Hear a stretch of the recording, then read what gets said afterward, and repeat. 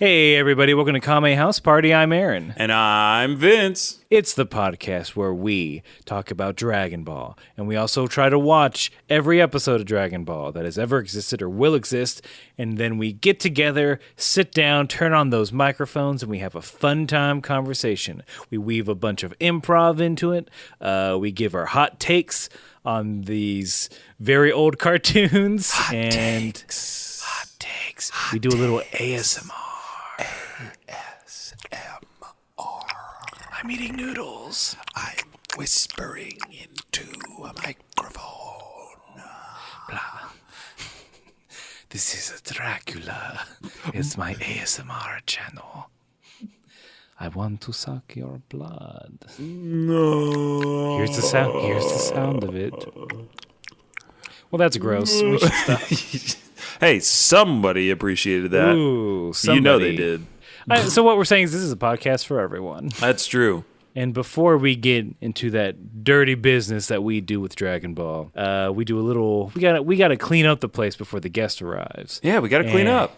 Yeah, in what we call our Kame housekeeping. In the first order of Kame housekeeping, the first thing on our list is the 1 minute roundup.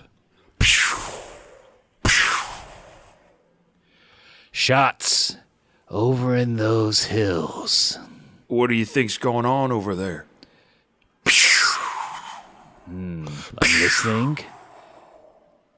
Well, 4 people are dead. Mm-hmm. You know that just by hearing the gunshots. Yep. That's why they call me James Eagle Ear McAvoy. That's right, James Eagle Ear McElroy of the wild western of Utah. I'm so glad you took me on. Oh, thank you. Thank you. Hey, if you need, there's a coupon on the back. Oh. For 10% off your first listen.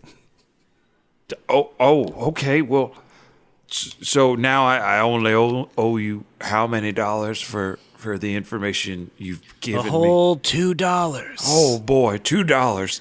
Oh, man, Paul isn't going to be happy about me spending those $2. Look, if more people died, I can tell you the exact number, or I can just be on my way. But wait, you don't stop any of it? You just listen and give info? First of all, end scene. End scene. I would have, yeah. The answer is yes. So that's a little improv scene we do to warm up, and then when one of us breaks, that's when we move on to the 1 minute roundup official, which is where one of us, this time Vince, has to summarize everything that has happened in Dragon Ball so far. We do this so you don't have to go back and watch every episode of Dragon Ball that we've watched so far to catch up. You don't have to go back and listen to our show. You can just start right now, baby. That's it. Jump in. Man, I hope there's someone here. You don't have to share. I know it's your first meeting, but it's okay. I hope there's someone here who's here for the first time. That would be great. And that this roundup is a service to you. Mm-hmm. This is for you, newbie. So as I said, Vince, are you ready to provide this service to our audience? I am ready. I am ready to serve. I'm ready to serve you, the listener. Well, it's 15 love, so make it count. Okay. Am I up? I don't know. Here we go.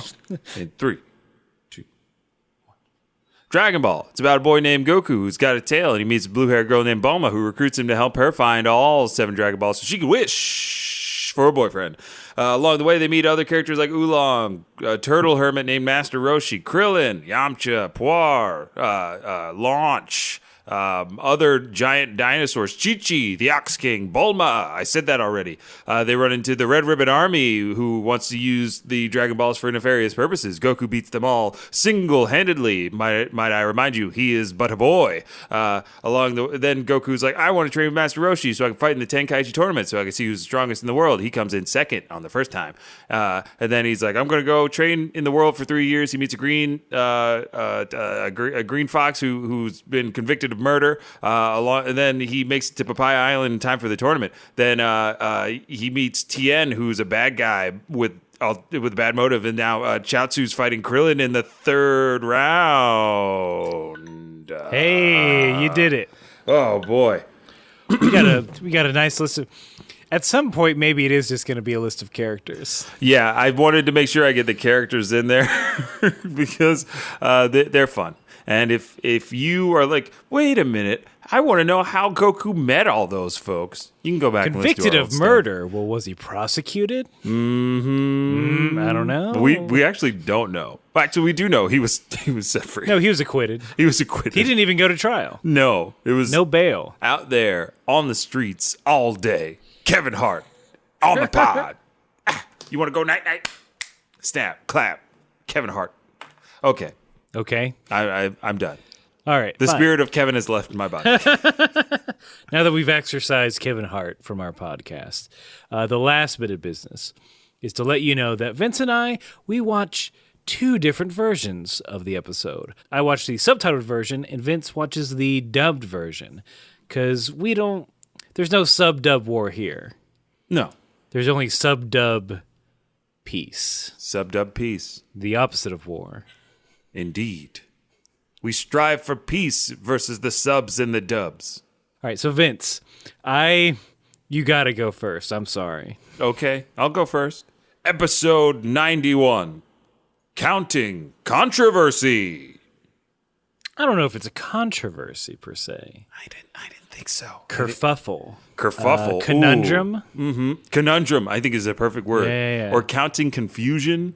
Ooh, that's good. Counting crows with Third Eye Blind and Lip Biscuit. Oh, what a lineup. Firefly's going to be fucking all lit. your favorite. If you're in Delaware right now, enjoy that lineup at Firefly. Toad the Wet Sprocket. All right, so here's mine. Episode 91. A comeback. Kuririn's great strategy. And here's what I got to say about that. Yeah. In the title that popped up, there is the numeral 8 in there. So it's the number 8. Wait a minute. That Great seems... strategy. Wait, I have to go into my notes.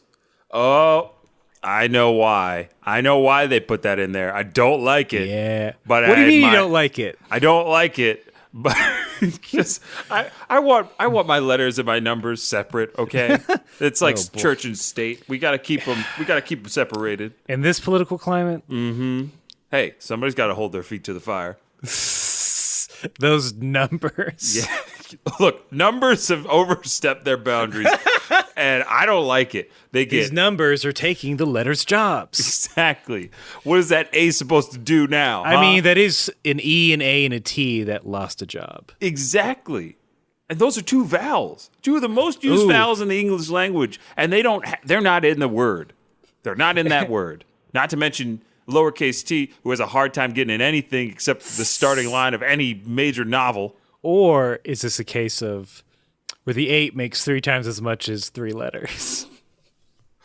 I think 8 gets paid a little bit too much. E gets 33 cents on the dollar for everything a numeral makes. Everything a numeral makes. Well, goodbye, audience. We're gonna keep going. Yeah.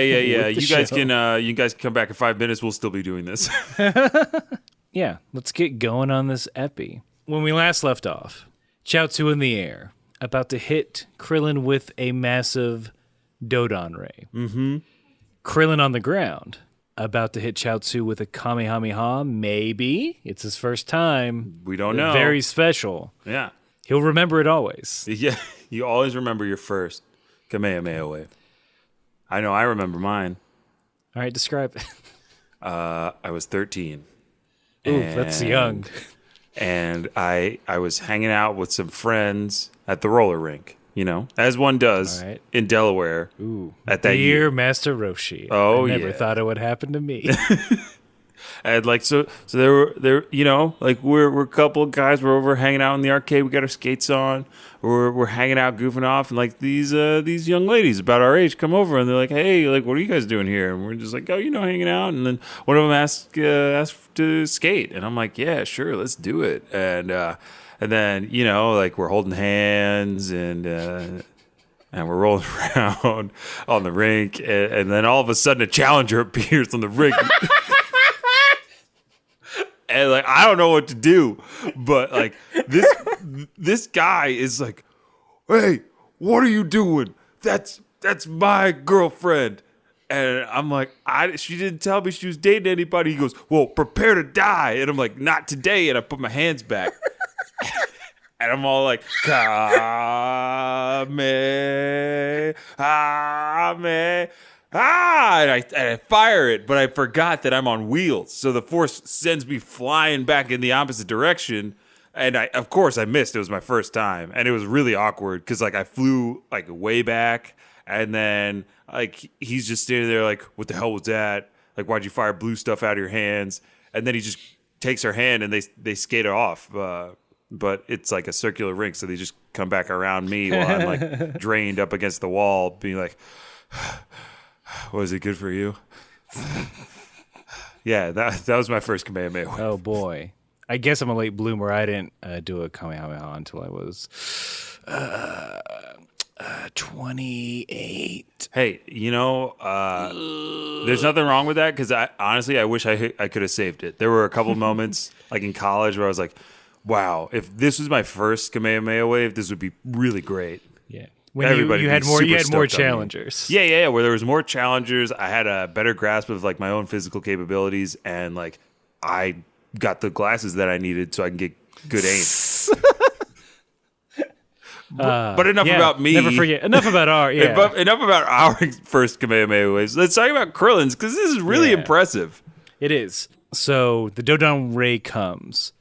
Krillin waits, and at the very last second, boom! In not after images, behind. Yeah. You're right. I don't want to say instant transmission. No, but he is so fast that he jumps behind Chiaotzu and fires his Kamehameha at Chiaotzu's back in the air, almost knocking him out. I found that really impressive because, like, up until this point, has anybody used a Kamehameha wave in motion like that?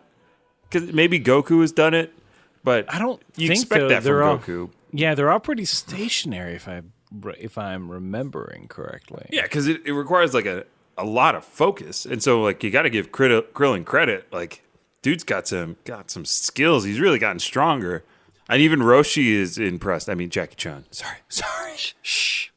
Oh, Roshi's to himself is like, if I taught you how to talk properly, you would have won. Yeah. Like, why didn't you? Yeah, why not teach Krillin that? Especially since it seems like Yamcha and Krillin both figured it out. Krillin figured it out in the heat of battle. So here, I guess the question is, was Roshi just doing them by himself? Like, it's 5 o'clock, time to sneak in a little Kamehameha time. Whoop. That is the way that he trains, I think. To the other side of the island. Boop, boop, boop, boop, boop, boop, boop. No one's here. This island's so big, no one will see me. All right, here we go. Kamehameha. All right, 200 more. Kamehameha. I'm glad no one's watching.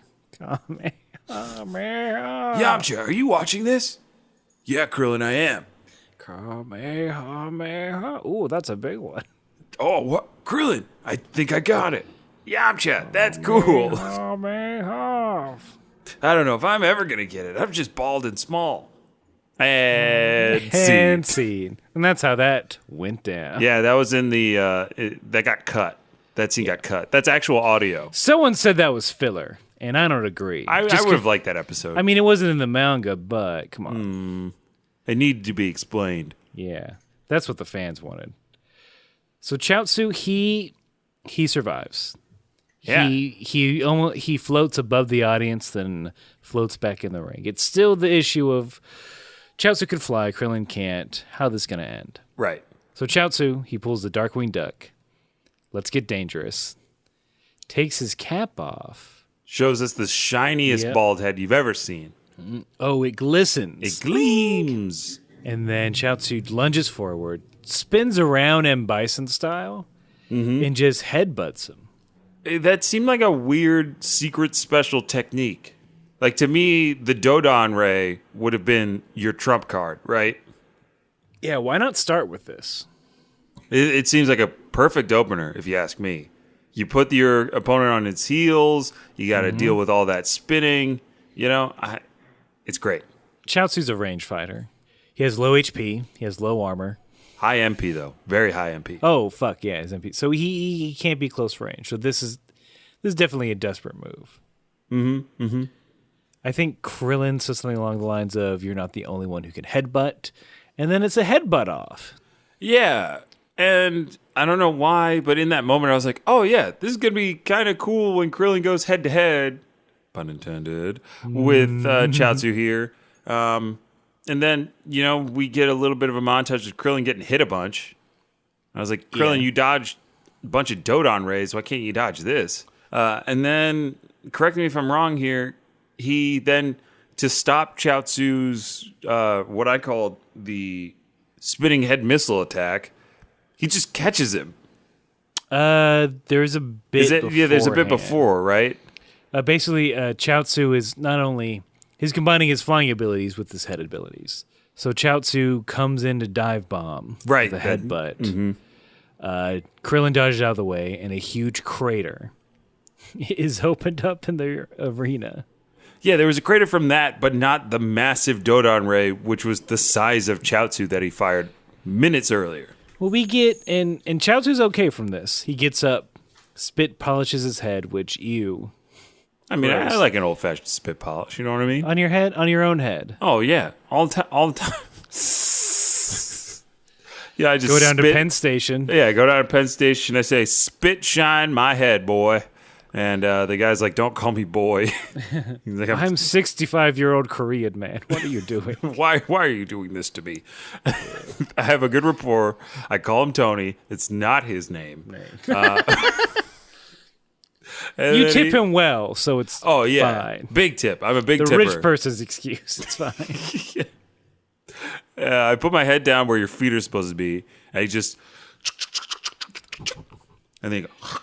I mean, before you go in the office. Hey, got to be looking right before I go into the creative workspace that is my office. We're creative casual. What does that mean?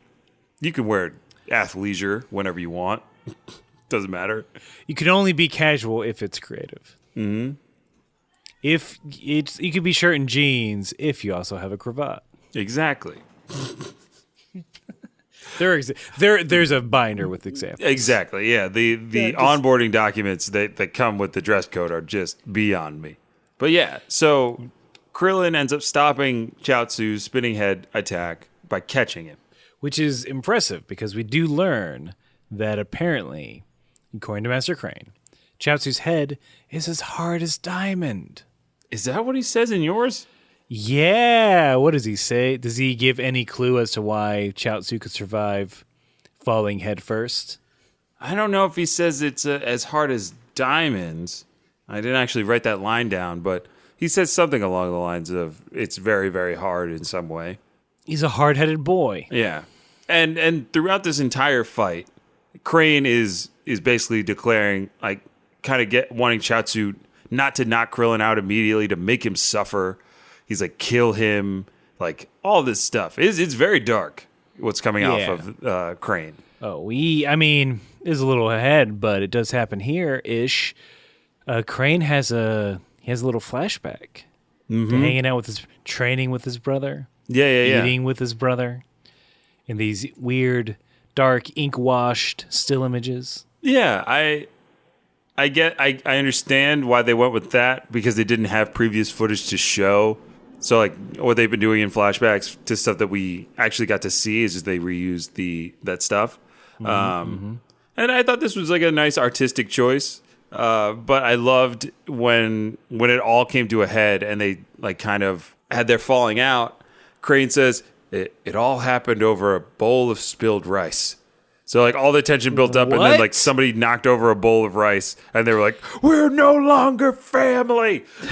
What? Yeah, dude. They went very classy on mine. There was no dialogue. It was just music and images.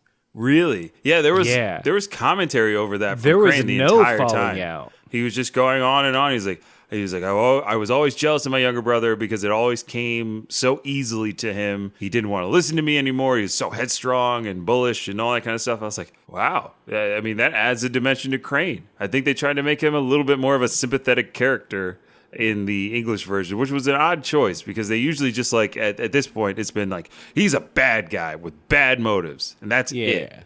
And now they're like, no, Crane is a 3D character. Over a bowl of rice. Yep. Spilled bowl of rice. I bought this carpet with assassin money. I warned you 3 times to use a rice coaster. Those don't exist, brother. I'll kill the person who doesn't invent them. How would you do that? Nobody's done it. You can't kill anybody who hasn't invented it. I guess everyone. Well, maybe I gotta kill you then. Are you serious? I'm your older brother. I trained you, Tao. Look at all that soy sauce in that rice. It's fine. That won't come out. It'll wash out with some elbow grease and a Dodon ray. You know it. I'm not wasting my talents on these. Fine. Rugs. Don't waste your talents on these. Don't waste your talents on me or any of my students. Just get out of here. I'm taking this carpet rug with me. I forget which it was, but both. Fine, I don't need it. I'll get some more. I'm gonna roll it up and then fly it out of here. That's right. I was gonna suggest you do that. That's right. I can fly on pillar-shaped things. Yeah, that's always been your strong suit. And I'll never teach that to you. Bye. He's really gone. And now I'll forget about him entirely. Tien, you're my new brother. And see. What? What? Oh, no, I spilled more rice. Oh, damn it. Also, sorry about spilling that earlier rice. That was my fault. Tien, no! Was it important? Why is Tien's voice this voice, anyway? That was before he awakened his third eye. Yeah. You never see Tien before he had that third eye. He sounded and acted like Goofy. You know, the famous cartoon dog. Yeah, exactly. Oh, yeah? That was not my Goofy impersonation, but close enough. Close enough. I mean, has Goofy been in anything recently? Aside from Kingdom Hearts 3. Yeah, he's about to be. He's about to be that Kingdom Hearts 3. Woo, buddy. Gorsh. Sora. Riku. Kairi. We gotta stop the Heartless and then go to Pixar. That's a horror. First of all, I don't know anything about Kingdom Hearts. Second of all, look at all these anthems, Sora. I can't do a Goofy impersonation. Hold on. I feel like it should be an easy thing to do. Hold on. Hey, Mickey, is this it? I think you got it. Gorsh. You got the Gorsh is great. We gotta level up our materia so I can cast Thundera. And then I'll summon Bahamut, and then we'll just sit here for about 5 minutes until it goes off. Yep. Hey, there's Cloud. He's not saying anything. Typical Cloud. Is that it? Oh, Goofy. Why didn't you just, instead of summoning Bahamut, why didn't you just summon, Simba? Knights of the Round. Gotcha. Or maybe wait, how do summons work here? No, well, most of the summons are other Disney or Pixar characters. So if you want to summon Simba, you can do that, and he'll do a fire attack, or Wreck-It Ralph, who throw blocks at your opponents. All right, I summon Song of the South. No, Goofy, don't! No! Oh, those crows from Dumbo? No, Goofy, why? Mickey, I'm not going to erase history, okay? I understand it's wrong, but I don't think we should forget about it. You listen to me, you little crap. I've been trying so hard to get rid of that Song of the South that I petitioned Disney to work with Square Enix so we could get past this. I wanted to confuse everybody with this story that's been going on for 13 years. I can't let you do that, Mickey. Goofy. That's me cocking my shield. Goofy, don't. I knew we should have overleveled for this mission. Kame. Goofy! We're not licensed for this crossover! Oh! That was my first time, Mickey. I saved it for you. Oh, Donald, you always know what to say. And scene. Scene. What? Oh, that's Vince. right. That's right. We just did that shit. Why did insanity happen? Look, hey, if this is your first time listening to the podcast, you just got served a plate of gold, okay? you just got one of the best scenes we've ever done. No, none of it made sense. It all made sense, Aaron, in my mind. Let us know if this made more sense than the actual Kingdom Hearts games.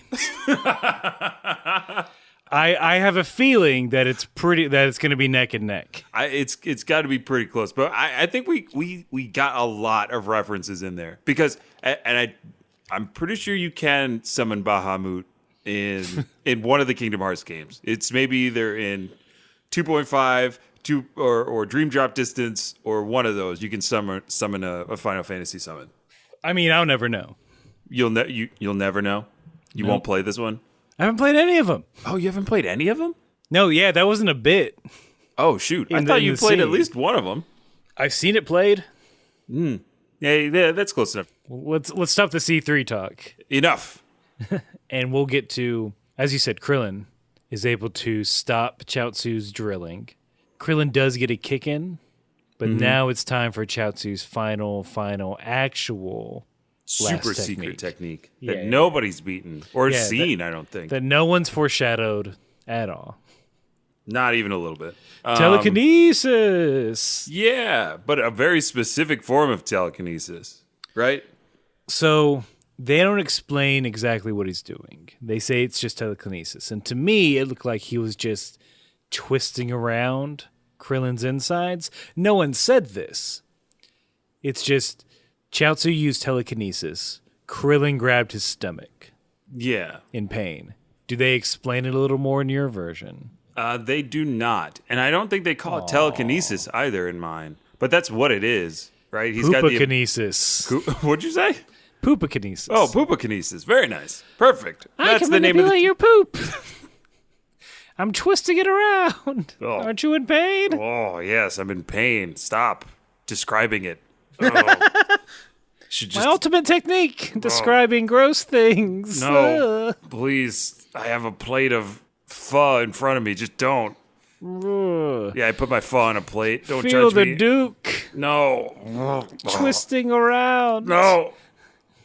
Please, kill me. I'm concentrating all in one spot. No, my lower intestine. I'm turtling it out. No, don't. In an ironic insult. Don't. Oh, kratom. Oh, don't, please. And see. That's right. We haven't dropped that hashtag. Improv rule 12, article B. Thou shalt end the scene once you get craved. This rule book for improv for this podcast is updated every second. Check the wiki. Our interns are busy. I mean, but that's pretty much it for this top. It seems like Chiaotzu's going to win because he's with poop manipulation. Exactly. And then a commercial. Oh, hi there. It's me, King Mickey, from Kingdom Hearts 3. I'm super excited to be here talking to you about how we just bought Kame House Party. Ho-ho! Isn't that exciting? And all we need from you is to go down to your local iTunes or wherever you get your podcasts, especially on iTunes, though. Go and rate and review this podcast because we need it to perform the same way we had Han Solo perform, but better, and Rogue One, and now Kame House Party.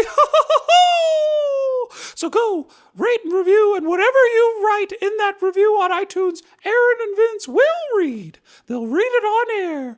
No edits, unless you're a monster. But and I didn't mean to use that word that way, but you know what I mean.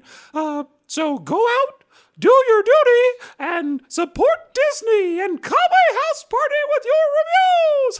Oh, and before I go, don't forget, get ready for Kame House Party, a Star Wars story, coming 2020 in the fall. Right after the Lando movie. Oh, and just like that, we got unbought by Disney. Oh, that was quick. A very That quick was- arbitration. I bought so many yachts. Yeah. And then I sold so many yachts. I mean, I pre-ordered Kingdom Hearts 3, and now I wish I didn't. Because Well, they're at least going to send us a free copy. I don't know. They were like, this one's on us. Just hit the pre-order button. And I was like, oh, I'll get the deluxe edition. It's like $158. That's true. They said they're gonna reimburse later, but I don't know. I don't know now. Also, I'm going to have to stop my. I contracted Drake to start streaming with us. Oh no! I'm bad at Fortnite. I know. That's why I wanted him to have us play Fortnite with him, and he said, "Yeah, sure, dope, whatever. Just don't bring Pusha T." And I was like, "No way, I'm not going to bring Pusha T." But he got you, dog. And then he's like, "Well, you're part of Disney now, so I can't say no." And then, so I'm gonna have to go hang out with Drake, and he's not gonna be happy when I tell him I can't pay him. I mean, if you just tell him later. I guess I could tell him later, but he's got a face that makes me want to be honest with him. Not a face that makes you want to break his heart. No, I don't Like, because it seems like he has that face. According to him, it seems like he has that kind of face. Well, according to Drake, he doesn't love anything but his bed and his mama, and he's really sorry about it. Wow. I mean, those are two good things. I can't believe You're that's gonna an love anything in this actual. That's an world. actual line. Well, now I just want a she's the man situation where you trick Drake into hanging out. And you keep like, so I'm getting paid, right? I'm like, yeah, we'll get you. We got you, Drake. Oh, it's all good. Yeah, but then like before you can come clean, oh no, you're best friends. Yeah, and then it's And now you don't know how to tell him. the last third of the movie is me just being like, "Oh, Aaron, I don't know how to tell Drake that I can't pay him the millions of dollars." I mean, that I'm heard your from this wacky sidekick. Of course. But we only see you Bill Hader style on a Skype call always. You just got to tell him the truth. I can't do I'm that. from Wisconsin. That's how we do it there. Wait, this is more Chicago. That's a little You know what? My backstory's unclear, but I'm a tertiary character, so it's fine. Anyway, tell Drake the truth. He'll understand. He's a nice Canadian boy. I guess you're right. But he keeps inviting me to be on his in his music videos, and I really like that. I'm afraid if I tell him he won't put me in his music videos. The Crafty's amazing at music videos. What's more important, the little Philly cheesesteaks they have at Crafty, which are divine, or your friendship with this multi-million-dollar rap star? I don't know. I think I'm gonna have to stop because Drake's pulling me into a club right now. So I gotta let you go. I gotta let you go. Bye. Anyway, pratfall. Whoa!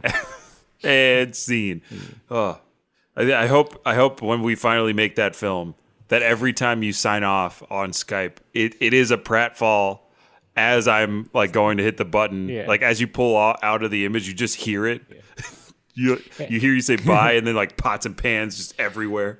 And then each time I come back on the call, it's a new bandage. Yeah. It's like eye patch, then a arm in the sling, And then full traction in a hospital. exactly. Oh, what a film. And then Drake comes to visit me in the hospital, and I spill the beans to him because I thought you already told him. Oh no. And the title of the movie is Toronto Loathing. Toronto Loathing. I don't know. Is that an album name? No. Or it's views from the Vits. That's a play on words. Josh and Drake. Parentheses, Josh is Vince's character's name. That's the subtitle. Other parentheses, not the TV show. Sorry, guys. The TV show, sorry. But Drake Bell does guest star. It's just a cameo. It's fine. It's a fun one-off cameo. like Ryan Reynolds in Dead. No lines, he's just there. More movies need cameos like that. So we haven't talked about this episode since the commercial, and I guess we should probably start again. We're just leading into it. We see Krillin. Well, honestly, he gets knocked out. Yeah. I was like, wow. That's a weird way to end it. Oh, God, like, that was quick. It was very anticlimactic. Then, Yamcha wakes up. It was a dream. Aaron, why did they do that? Why did we get that in this episode? Why did we get the horror movie fake out dream sequence? Yeah, why was that necessary in this fight? I guess they had 30 seconds to fill. I guess look, here's the other thing. I was very upset when this happened because I thought for sure that Krillin was going to beat this one. I'm like, no, it's got to be Krillin and Goku in the semifinals. That's my bracket. Please don't bust my bracket. Don't bust my bracket. You know Obama picked it. But yeah, I don't know what it bought them besides, hey, remember Yamcha? He has bad dreams about Krillin. Like, why haven't we gotten other dreams of Yamcha sleeping through a fight? It'd be like, oh, well, at least Krillin's teeth didn't fall out this time. That means I'm not so self-conscious anymore. Oh, I wasn't even flying this time, but I did have all my clothes on at least. Oh, this lucid dreaming training is so hard. At least we both weren't in a car going over a bridge, and then you wake up right before you hit the water. At least I didn't fall from a plane, then realize almost when I was supposed to pull my chute, I didn't have one. Oh, that would have been bad. Any other nightmares we want to insert into this character that we personally have? I haven't had a nightmare in a while. I mean, it's all straight. It's all, I was at work. Shit. Yeah, I guess so. The old working in a dream. Did you ever have a reoccurring nightmare? I would just dream about aliens. Like Greys? Coming to get me. The human brain. It's a dangerous thing. I know. The human mind, our greatest enemy. I think so. It's definitely one of Yamcha's greatest enemies is himself. And also the greatest enemy of these darn episodes. Because why do we have to keep getting a 30-second Yamcha quota in every fight? Get out of here. Just everybody's life would be fine without him being thrown in right now. Him dreaming around here. Yeah. Quit dreaming over here. Quit your daydreaming, melonhead. So we come back to the actual fight.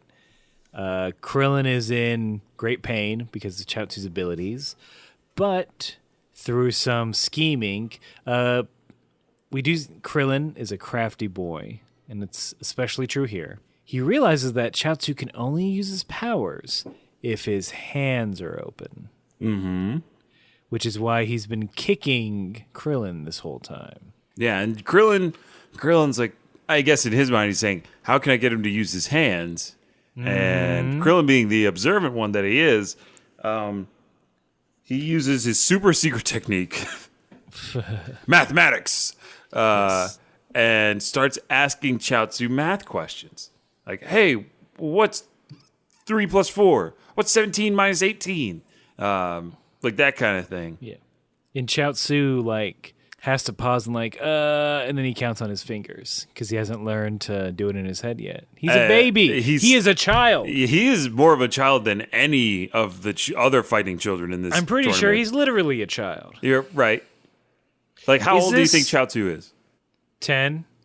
And Goku and Krillin are 13? Yeah, they got... Oh, no, wait. It's been... No, they were like 13 in the first tournament. Were they? I thought they were like 11 and 12. No, they were like 12, 13. So they're 15 now. Yeah, they're 15, 16. They should... Oh, boy, puberty has not hit them yet. Hitting them late. Yeah, very late. Roshi stunted their fucking growth. Yeah, all that weight training. Yeah. Those heavy turtle shells. But can I say we get the best line in the tournament so far after the math creates an opening for Krillin. As he goes to attack, he answers the 3 plus 4 question. He goes, the answer is 7. And here's your other 5. He balls up his fist and he that's pretty good. Punches him right in the face. Ooh, it was a good one. I was going to give it to Chiaotzu because before the counting starts, he says, time for more kicking. Oh, yeah, that was a good one, too. That's not bad. They're both craning each other pretty hard out there. Ooh. It's gonna need some salve for those burns. Mm-hmm. So it devolves and I guess not devolves, it evolves into a math battle where everyone's throwing out equations until finally I want to say it's 5 plus 3. No. 9 minus 1. Ooh, okay. Yes, you're right. Chiaotzu can't do it. Yeah, Chiaotzu can't figure out 9 minus 1. That poor fool. 9's a tricky number. To be fair. Yeah, 9's the trickiest number. 9 is the trickiest number that you'll ever do. Bum. Multiplying 9 ain't fun, but it's a good number, not the number 1. Bottom. Then Krillin kicks her punch. Chiaotzu anyway. He gets ringed out from the tournament. Hooray! Yeah, he tricked him. Yeah, Krillin tricks him. He craned him. Yep. Then, triumphantly, he stands up. Fist held strong. The answer is 8. And the math problem pops up over his head. That was my favorite part. That was the best part when he says the answer is 8, and then we get 9 minus 1 in red letters above Krillin's head. That's so great. I wish every time I answered a basic math question with a heavy-handed response that it would just appear there, or when or if you use a big word appropriately in the right moment. See the definition? Yeah, it shows the Webster's definition above your head. That's it's the future your I want reward to for live being on. a smarty. Yeah, exactly. Don't go into the accountant's office. It's just Ooh, numbers flying all over the place. very distracting. Gerald, you're thinking about work again. How can you tell? I see the cosines above your head. Oh, come on. Yeah, we're at dinner. Let's not think about that. I'm waving it away. It's gone. I'm not thinking about work anymore. I'm not thinking about work. Let's just enjoy our risotto. Isn't the risotto here so great? Right? Yeah. Yeah, it's great. And the waitstaff is friendly and yeah. Cool. You're multiplying again. What? No. Everyone can see. It's come on. Nobody's looking. Oh, everybody's at least actually wear the looking hat. at me. I'll put that. Okay, I'll put my hat back on. Okay, I'll just put my hat back on. I'm really sorry. It's just I have a math phobia. I know, honey. I mean, opposites attract. I know, and that's why I love you. Mm-hmm. That's why I love you. I'm a wordsmith. Yes, you are a wordsmith. Are you? Hey. Why is divorce above your head? Why is the definition of divorce floating above your head right now? Quick, what's 9 minus 1? 9 Run hands. away. Damn it. I know my log functions, but I forget simple subtraction. Granda. What? Who said that? And scene. Yep. That's that world. That's a fun world. That's not bad. I feel like that might be the world of cyberpunk. Interjecting E3. Oh, we got him. Integer. It's ooh. E3. Oh, nice pun. Hey. So Crane laments, thinking, well, maybe I should have given him math training too. Yeah, he says in mine, he's like, who would have ever guessed a fighter needed to know math? Dragon Ball's like, these kids are going to think fighting's too cool. They're not going to learn math. Yeah, I had that too. I had that in my notes. Right after that, I just wrote in really big letters, like, after school fucking special episode. Oh, yeah. I wish they had taken the same approach to how to treat women, because they still haven't put that PSA out there. Yeah. Can Goku learn to I'm sorry, not Goku. Just put Roshi. Yeah. Don't be a Roshi, be a Goku. I don't know if you should be a Goku. Those are the two extremes Yes. on the Dragon Ball spectrum of women in relationships. Absolutely. Too much attention, or no attention. No attention at all. Or affection or cognizance to other people's feelings despite the gender. And like speaking of feelings, like we're back, we get a cut to Yamcha's hotel room. His hospital. Might as well be. Might as well be. As much as they charge. Ooh, boy. Yeah. Back in Yamcha's room, the whole gang's there after Krillin's fight. And Krillin is being very boastful at this point. He's like, yeah, I'm pretty much a genius. I beat Chiaotzu. It wasn't even a problem. He points to his head. This is what really counted. Ha, ha, ha, ha, ha.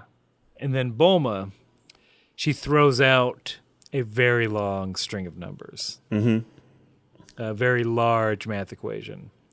And everyone's trying to figure it out. And then Bulma answers it right away. Oh, yeah. Because y'all forgot she was a genius. Bulma's the real genius here. Yeah. And I gotta give her credit. She answered it correctly.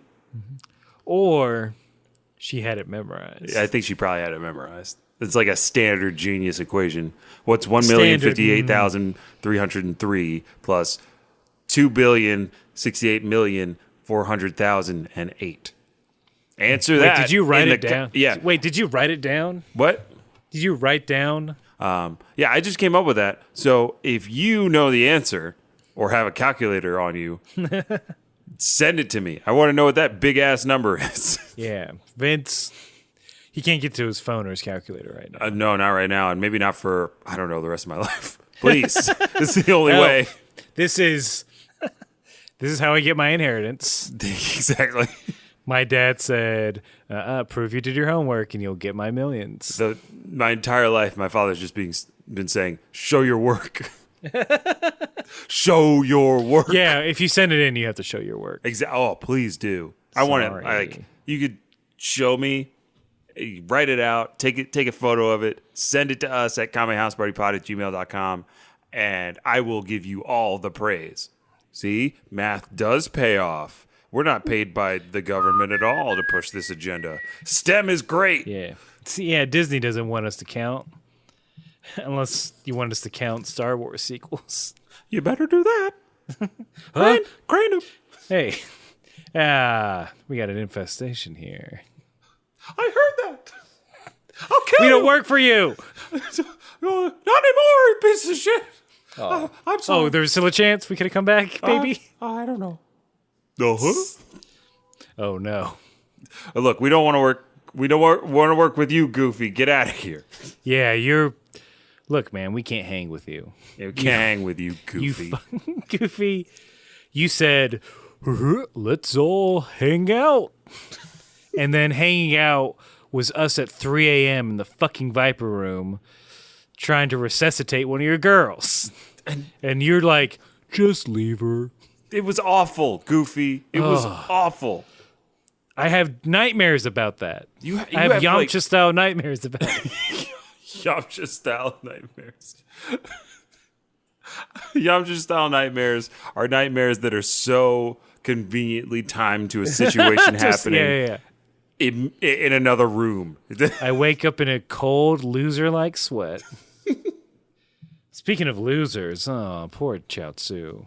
Yeah. I mean, I gotta say, a little late for this, but Crane is making Chiaotzu sit down, and he's doing math drills. Yep. Can't use his fingers, and if he gets it wrong, he beats the kid. Oh, I was not okay with this. Ugh. This was harder to watch than most of the fights. Like most of the like not most of the fights, but like this was harder to watch than when Tien broke Yamcha's leg. Yeah, watching a child be hit. I don't think Goku and Krillin could. They'd probably leave if they went to Crane School instead of Turtle School. I mean, they both probably would have dropped out. Maybe not Goku. He would have been like, yeah, whatever. Krillin would have dropped out, but Crane does mention that Krillin is pretty crafty and would have made a great student if he was in his camp. So you know what that tells me? Crane likes them bald dudes. Crane's into chrome. Oh my god, he's got a bald fish. He's a chrome chaser. He's a chrome chaser. He's a bald boy. His big get is The Rock. That's who he wants to train next. If I could just have 5 minutes alone training the Rock and nothing else. Just training, everyone. Just training. I mean, his ideal team supple. would be The Rock and Howie Mandel. Bruce Willis. And Bruce Willis. Um, And Samuel L. Jackson. yeah. Oh, God. Crane, sit down. He can't take it. He's getting flustered. Oh, my crane is sticking straight up.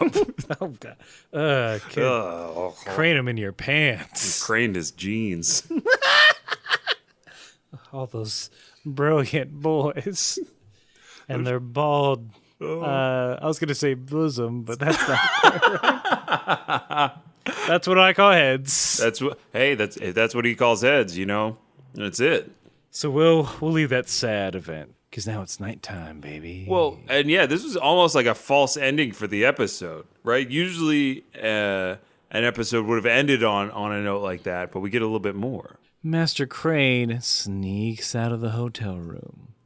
We then see a shadowy figure jump from rooftop to rooftop over to the Turtle School's hotel. Mm-hmm. Opens up the skylight, which, if you got the room with the skylight, you're living. Hey, baby. You got a great deal on TripAdvisor. Yeah, you took the express deal from Expedia. Trivago. We make traveling simpler. Want a room with a skylight? Priceline negotiator. Priceline negotiator. Yep. Is that all our travel sponsors this week? Wait, what's the one? Orbitz. Orbitz. Mm-hmm. But what about the guy? Oh, it's Mr. the Captain Literal. What is his name? That I thought that was just for a hotel. Was that just for a hotel? That was hotel specific. Oh yeah, Captain Obvious. Captain Obvious from Hotels.com. Yeah. Okay, I mean, the same thing. Yeah. Hotels.com. Right? Yeah. Hotels.com. All right, we're safe. Well, we got them all. The money's ours. Nice. They said we couldn't do it. The advertisers, the League of Advertising said, there's no way you two will reference every travel website and service. There's too many. If you ever do, we'll give you all the revenue from this quarter. Oh, shit. Oh, shit, they did it. Monday morning, someone's going to burst in. Fellas, they did it. We have the tape. We have to just download it. I'd need your Wi-Fi first. Oh, I don't know what the Wi-Fi is. My assistant's on vacation. Well, who's your IT? Who? IT? Your internet? You're a computer guy. Who fixes your computer when Is that the quiet, sweaty guy?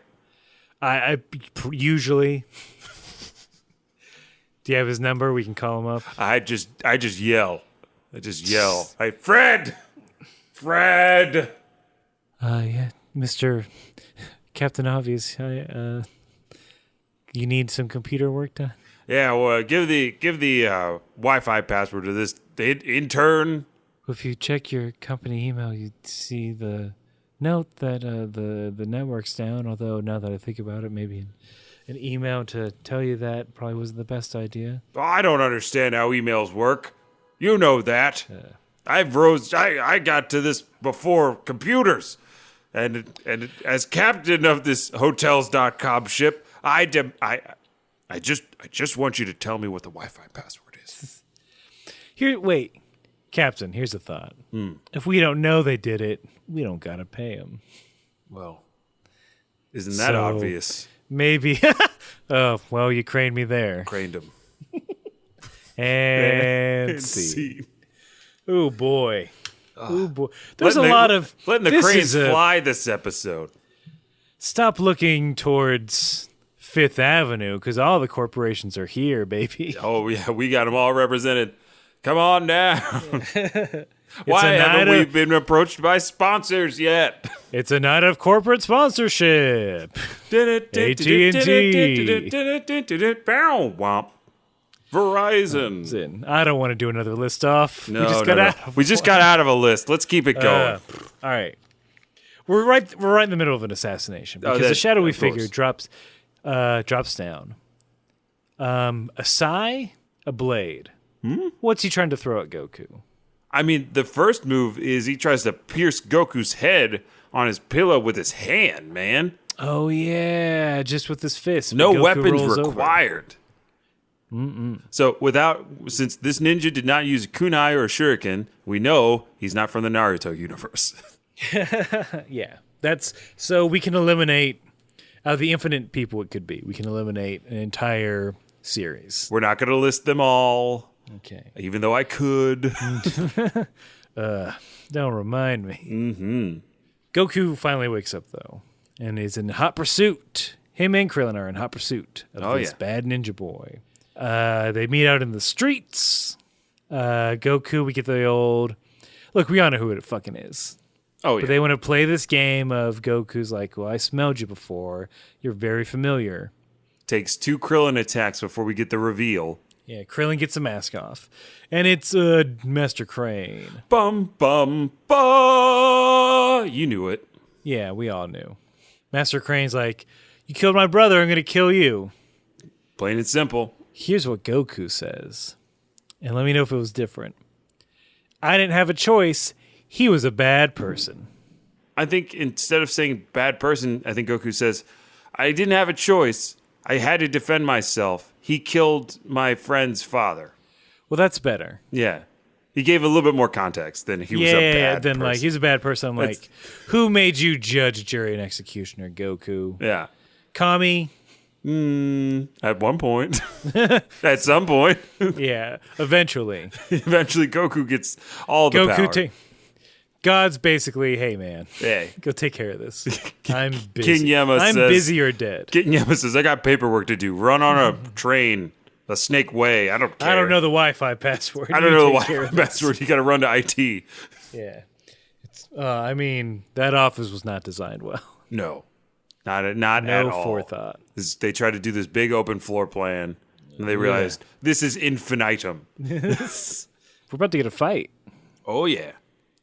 Goku, Master Crane, whose cuisine reigns supreme. A la cuisine, but no. Tien steps in. Yeah. And he stops his master. And I thought, I originally thought that this was going to be like Tien's kind of turning point when he's going to be like, hey, why are you being such an asshole to his master? And he kind of does. He basically calls him out for not doing this in an honorable way. And saying, really? Yeah. So Tien has this big long speech after he breaks up the fight. At least in mine, he says, "Wouldn't it be better for him to die in front of all the people, like in front of everybody, in front of his own master? Make him feel the same pain you and I feel right now in the ring, in the final." He does say that. Yeah. But it's more. Hey, I want to fight him. Let me fight him. Let me do this deed. Mm-hmm. I mean, that's pretty much it. Yeah, that's it. Goku then declares, like, I'll see you in the final, basically. Don't lose. Shonen stuff, shonen stuff, shonen stuff. shonen stuff. Don't disappoint me by losing. Pretty much. Because I want to fight you. Oh, that's the shonen way. Oh, yeah, that's just... You better not die, because I'm going to kill you. It's like, well, I don't know, which is better. Yeah, but that's the episode. Here's what I want to know. So, spoiler alert for anyone new to all this. Tien and Goku eventually become boys. Yes. Everyone becomes friends. Maybe not Master Crane, but everyone becomes friends at the end. Do you think you could be friends with someone who essentially killed your uncle? Right? Ooh, that is really tough. Even if you're question. reforming from a life of mercenary work. I mean, if I was Tien, I think I would have a long, hard look at myself and say, wow, I can't really judge him because I've been a shit person for most of my young adult life. Mm-hmm. Right? I can't tell Goku, nah, I can't be your friend because you killed my uncle, essentially, because I tried to sick an entire village on you, and I've been stealing money from poor people for a long time. Yeah. I killed you. At least I thought. And I was cool with it. Yeah. I dropped a tree on you, and I thought I was in the clear. That first party's going to be real awkward. Oh, yeah. when they like see each other and they're just like, "Hey, what's up?" Nothing. Just I already ate all the food. Oh, I'm Goku, by the way. yeah. No, I knew that, Goku. You don't remember me? I'm the only person with 3 eyes that you know. Hold on. I'm real bad. I'm real bad with faces and names. Yeah. Tien. Yeah, that's right. Yeah. We did the tournament. Yeah. Yeah, we fought a couple times. And Okay. How do you know Krillin? yeah. So you know Chiaotzu. Come on, man! Like there was a whole thing. I'm sorry. Both of our schools were technically like at war. Is he? Wow. The ghost boy. Are you serious? Yeah. I mean, it's a bit reductive, but sure, he's a ghost boy. I like to call him an anime mime, but yeah, he's a ghost boy. Well, that's fun. Yeah, sure. You know, it's not super fun. You eating all the snacks and killing my pseudo. Oh, here we go. Yeah, you killed my pseudo. Finally. Is that why you've been so cold? Because you knew I was going to bring it up. Yeah, I was just waiting. I knew you couldn't get past it. It's been weeks. Get over it. I mean, he was my uncle for more than a couple of weeks, you know, and I killed him in less than a week. Wow. Cool. Yeah. So I'm really going to train with a cat to kill your uncle. That's how you beat my uncle, by training with a cat. Yeah. Mm-hmm. Oh, I can't hide my disgust in my third eye. My third eye is furrowed. Ooh, you're really giving me the stink third eye. Yeah, it's the third eye stink. You know that band, Third Eye Blind? I love that band. Oh, so you remember the band Third Eye Blind, but you don't remember me. I want something else to get me through this. I mean, I guess guess you have good taste in music. Yeah, I mean, you too. I mean, maybe we should just be friends. Yeah, it's been seconds. We should really get over this. Yeah, let's get over it. All right. Friendship kiss. And scene. Whoa, we did it. Now, if everyone who has beef with someone can just go through that exact same scenario. Oh my gosh. Our world would be at peace so easily. What a world it would be. Imagine. The UN is just a big kissing fest. It's a kissing party. Like whatever middle schooler dreamed of. If after every UN meeting you had to kiss your neighbor, oh boy, that would there'd be no world wars. Yeah, it's like, I can't send my army into that guy's country. We kissed in public. I want to bomb him, but he's got that bomb tongue. Oh, everybody's chomping at the bit to sit next to France. What country? What country? Real quick before we wrap out, what country do you think's the best kisser? I'm just gonna say France. Bang. They invented the French kiss. Any Brazil? Oh, Brazil. Portugal, yeah, they're probably perhaps? really good kissers. You know, I might give Canada a nod for good kissing. Very polite. Very polite. Yeah, they're very shy about it. They're embarrassed. And sometimes those are the best kisses. You know what? I'm sorry, United States. You're low. You're low on United the States is rung. real low. Real low on the kissing rung. You open your mouth too much and It's like United States and Australia. Shave. Come on. Yeah. God, why we keep slamming Australia? Slam. Craned him. That's where our only fan is. He can take it. Just kidding. We have more fans and more that write. But That's apparently, all our fans are fucking named Corey. We do have a lot of fans named Corey. So this is Corey from Canada. He writes to us. Canada Corey. Hey guys, it's your boy Corey. He spelled it B-O-Y, so it's fine. Okay. I made it to episode 59. Nice. Ooh, I love the podcast. Hot. I'm currently reading the Dragon Ball books as well as listening to your podcast. That's tough. I live in Canada, to clarify. And this is just a quick message since I'm currently at work. Don't worry, we won't tell. He said, I thought for sure I'd be caught up by now, but the adventure continues. And lastly, I love edibles. Whoa. Oh, okay. I see you. My dude. Hey. All right. But he did have he wanted us to discuss something, and I find it super funny. Maybe on edibles. I don't know when he discovered this. Yeah, maybe. And I find it super funny how sometimes Goku tells his staff to grow while other times it does it by itself. Could it be sentient like the Nimbus cloud? Discuss! And he tells us to discuss with an exclamation mark. All right, let's talk about it. Is the power pole sentient? That's a horrible life if it is. Oh, it's not a good one. Because there's a long stretch of time where power pole is just nowhere to be found. Maybe there's a psychic link where Goku thinks. Maybe it has collision technology. That could be it, like modern cars. Or maybe it's Elon like Musk one of those plastic lightsabers where you like it all like collapsed on itself, and you had to like flick it really hard to send the beam out really fast. Maybe it's that. Maybe. I mean, the insane thing is that it is fast enough to get to the moon and back in like 30 seconds. Oh, yeah. Let us not forget the impressive nature of the power pole. Yeah. I dare say there's no limit. Is it actually a black hole? How about this? How about Gohan's, at times, Gohan's soul is in the power pole. But why though? Because he wants to be there for his grandson? Maybe it's okay. I gotcha. I'm combined. So here's what I think. And this, tell me if you think this is the canon, not the canon version. Ooh, I got my hand hovering over the button. The power pole is voice activated, and the power pole is only keyed to certain voices.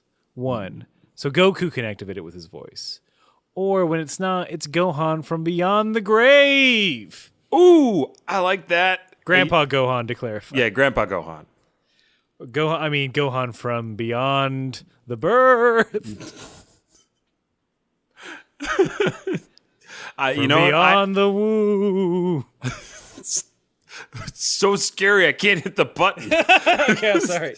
Well, hit that button, baby. I'm gonna hit that button because Aaron, the power pole being voice activated by Goku and Gohan from beyond the grave is now canon.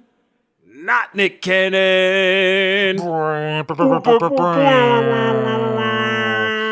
the dab on him. It's true. Crane him. Well, yeah, so thanks for writing, Corey. Yeah, Corey, thanks a lot. You got a cannon out of us. You got a cannon all to yourself. And I hope maybe if you see Drake up there in Canada, like just tell him about us. Don't tell him we can't pay him. Yeah, just don't tell him we can't pay him. Please keep our secret. Yes. We'll keep yours. So, we won't tell work. Undescript work. Yeah, we won't tell your boss, Jane. If you want us to discuss your theories, whether they be fan or non, I mean, send us your thesis paper. We'll talk about it. Fuck it. Yeah. I always love reading a good thesis paper. If you want any of that, all you got to do is write to us at kamehousepartypod@gmail.com, or you can talk to us like Corey did through Facebook, or even on Twitter or on Instagram. Any of those ways. Mm-hmm. We're all over the place. Just look for Kame House Party. We'll are everywhere, man. We are everywhere. Vince is on Twitter and Instagram at VINT_E, and also on PSN. It's the same one, VINT_E. Aaron's on the Instagram at at Ajax Shelton, and on Twitter it's Aaron Aaron J Shelton on Twitter at Ajax Shelton on PSN. I hope someone types in Aaron J Shelton We should probably I should probably claim that handle real quick to avoid confusion. Claim the do. That's fine, right? Yeah, they'll allow that. I'm checking with the internet. This just came in on the wire. It's been approved by the internet. Oh, great. All right, let's get on that. And while we do that, we remind you, like we do every episode, no matter what you got going on out there in the real world, you got to just keep